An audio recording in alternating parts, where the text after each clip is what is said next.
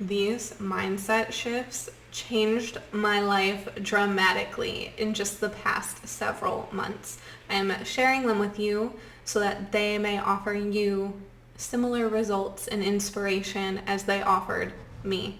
Now, interestingly enough, these all came from Bashar videos, and as I mentioned in my last video, I have had in the past, and still to some extent, resistance around channeled videos about channeling. I'll just leave it at that. So this was kind of a surprise to me that I found these videos to be comfortable to watch and uplifting and inspiring, and I really appreciated the very quick perspective shifts that were presented to me in these videos, and through adopting them, I have seen positive change in my life. So hopefully, maybe they can offer you the same. So getting into the very first one was shifting to preference when it comes to manifesting and what I'm experiencing. Okay, I don't like this. No, I don't prefer this. I want this. I prefer this. Because for me, want, and I think that perhaps this is not just for me, but to want is to say that I do not have. To prefer is to suggest that it is already available and possible potential to just shift into. Because if we think of things, and if quantum reality is true, which I do believe it is, then these experiences that we may desire are already existing. And we just need to shift into them. And when I think of wanting something, I think of something that's not created and has to come to be, whereas preference, the thing is already waiting for me. So this released a lot of resistance released a lot of resistance for me. And in my last video, I talked about how this actually helped me with my belief system around self-worth, which was stopping me from feeling that I could experience a lot of things. And, I thought self-worth was something that you have to earn enough tokens and then you're finally worthy of whatever it is that you want.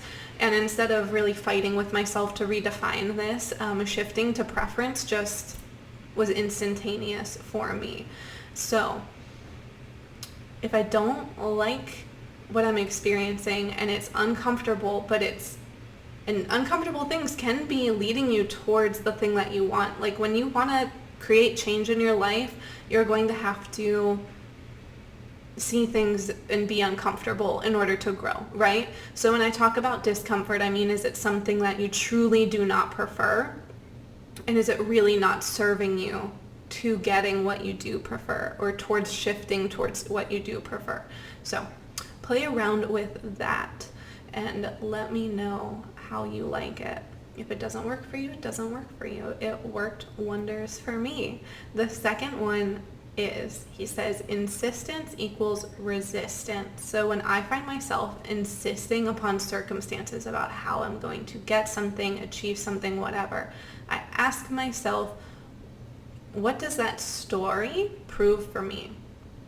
How am I wanting to be perceived by others in that narrative? And how do these circumstances provide those feelings of validation? Typically, when I go through this with myself, there's some sort of ego piece that I can drop doing, internal reflection. I can just dissolve it. And then the rest through self-reflection. Sometimes I just have to apply trust and faith and kind of move forward blindly. Maybe it doesn't feel like there's any work for me to do internally in the moment, but I see it, I acknowledge it, and I can carry that with me. Feeling as if I already have the thing that I desire, that I prefer. And what does this insistence on how it's going to come through do for me? I could go on and on and on about that, but I'm trying to keep this simple and short. That's my goal. But if you want me to go in depth on that, let me know in the comments. I'll make a whole separate video for it. And then the third one I want to share with you today is waiting perpetuates the lack. This was a dramatic shift for me. I was so stuck in waiting energy in so many areas of my life. If you watched my little "Hey, I'm back to YouTube" video, then you'll know that part of me when I used to do YouTube videos was perpetuating a waiting energy. I was not actually implementing the things that I was discussing and sharing. I was just gathering all this information and just sitting with it and not taking any action, despite talking about how you need to take action. And finally, I put my foot down with myself, and my life changed dramatically. And part of being in a waiting energy is when you're in that energy for so long, you kind of come into a sense of denial about it, or not denial, but I can't quite find the word for what I mean, in that when you're in a waiting energy for so long, you kind of just become blind to that being the case. It just becomes like this normal feeling. So for me, when you have those blind spots, if you're seeing lack in a certain area of your life, maybe it's a promotion or, your career or in relationships, just set the intent of wanting to see it, and it will come to you. It will come to you very quickly. Set the intent that piece by piece, I want to see how I can shift into what I do prefer. And then it'll just kind of come through for you. Your brain knows what to do. It will guide you.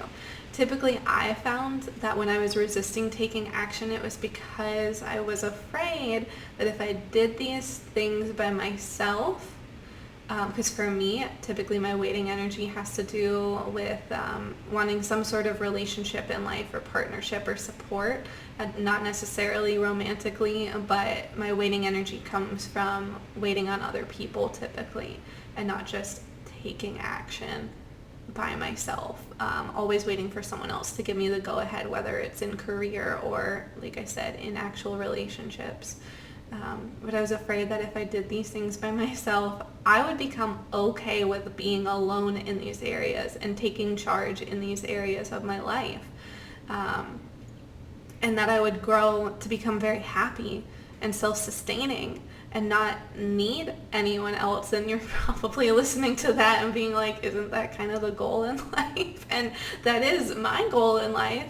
I mean, obviously I want to share my life with other people, but I want to have that at my core. But for some reason, that was something I was afraid of. And I didn't even realize that. I was afraid of, what if I'm okay with how things are just as they are? And that was very interesting for me to reflect upon. But if you're waiting, you are perpetuating the lack of having the thing that you want if you are waiting to do the things that you would do if you did have the desired thing, the preferred thing. And again, that was difficult for me because I had this block, but I didn't identify the fear before I started taking action towards shifting my perspective. I started asking myself, okay, what are the things that I'm holding myself back from? Is it going out and getting tea? Is it going to the movies? Is it going on a walk? What are the things that I am desiring? And then what am I not doing? What am I waiting for someone else for? And interestingly enough, all the things that I was desiring to do with company, I started not waiting, not being in a waiting energy. And after maybe 1 week of that, all of a sudden, all these plans started pouring in with all my friends to the point where I was like, whoa, I need a little bit of me time, But things change so quickly, and they change even more quickly when we're not looking for them to change, because I didn't even realize what I just told you until I started to talk about it. I was like, oh wait, I can, this last case that I had, wow, everything in these past week or so has changed so much since I shifted that, because I became okay with being okay. I became okay with how things were. But yeah, the waiting energy can be kind of tricky. I'm trying to find a more solid example of it, to give you something a little bit more concrete. I love my analogies. I'll give you an example. So when I switched jobs, the inspiration for my new career field came from a new friend at the time, who is in this line of work that I am now in. And I specifically desired to work for the company that she works for so many reasons. But I was waiting and waiting to hear back from the company that she worked for, and I didn't like it. It was stressing me out. And so, one of my friends was like, well, why don't you apply to some other places? Like, even if you don't want to work for them, like, do the interviews, get the, experience, just have, just see. And so I did.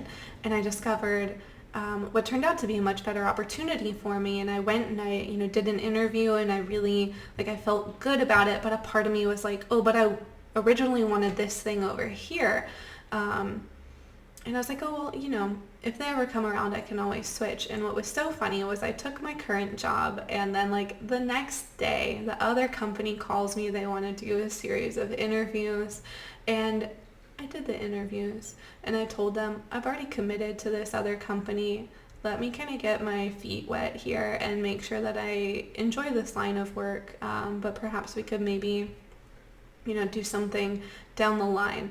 And my goal at that time was to make that switch. And it seemed like everything was lined up for that. That company was very interested in having me as a part of their team. But as I begun my journey in my new career, it just revealed itself to me that actually where I'm at is a really good fit for me in ways that I was not allowing myself to see because I kept fixating on this other thing, this external thing, instead of, and all the goals that I foresaw with that other company, I was not allowing myself to imagine those very same things with the company I'm currently with. And when I finally let myself make that shift, everything transformed. My living situation, my goals, everything. I became so at peace. And then what was funny was this opportunity that I was waiting for actually came to be available right after I made a commitment to the thing that I thought was best for me. And it felt like temptation a little bit. Like, oh, are you going to jump ship over here? And I was like, no, because that seemed like a great idea at the time, and it is still a fine idea. But what I've got right now, I prefer that strongly. I prefer what I have now and what I see moving forward. And then it was revealed to me that this other opportunity that I had been observing and entertaining kind of showed itself that it, parts of it dissolved, and I saw the ways that it would not have been a good fit for me in the long run. So sometimes I find that the universe or our higher selves, our brain will dangle that carrot in front of us to get us moving in the right direction. And it's important to listen to your intuition in those moments where all of a sudden you've been brought to a crossroads, and it's time to let go of that carrot. I'm going to do a whole video about this. Because when we seek out assistance and support and education for manifestation, it is because there is some sort of lack that we perceive, right? And there is some sort of big shiny goal that we have, and we can get really, really fixated on that goal needing to look exactly like that. I need it to be this person. I need it to be this job. It has to be this house. It has to be this amount of money, whatever it is. And sometimes it's just the carrot to bring you to a feast, to bring you to endless bounty, like beautiful farmlands, of endless carrots. And if you are so insistent on just having that carrot, sometimes that door to that bounty will remain closed, because it was never about the carrot. It was just about leading you onto that path. And with that, I will wrap things up here.